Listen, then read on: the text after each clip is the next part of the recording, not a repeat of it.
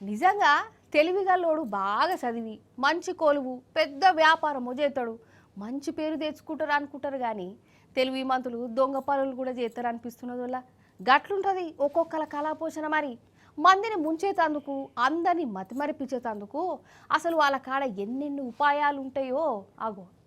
నిజంగా మందిని ముంచేటోళ్ళు కూడా తెలివిగల్లోళ్ళే కావచ్చోళ్ళ. అసలు తెలివిగల్లోళ్ళే మందిని ముంచుతారా ఏంది? గిట్లనే అనిపిస్తున్నది కొందరిని చూస్తుంటే.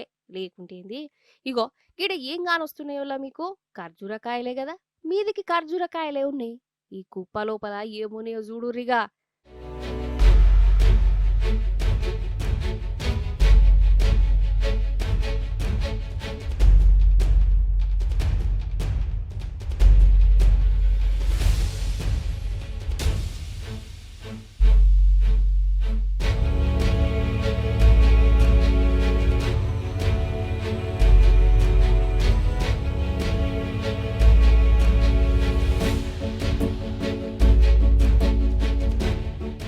ఏందంటారా ఇవి?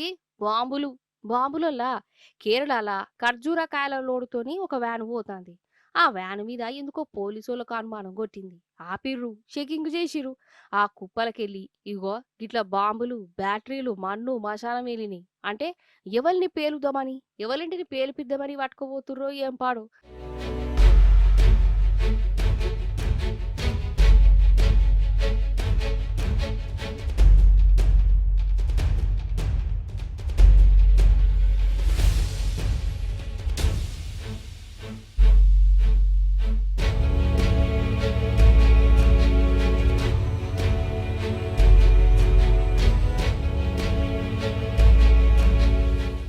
చూసినవా ఒక్కొక్కరు ఎట్లా తెలివి మీరిపోతుర్రో. అసలు నన్ను అడిగితే ఈ పుష్ప సినిమా వచ్చిన కాంచెల్లి గిసంటి సీన్లే బయట బాగా కానొస్తున్నాయోలా.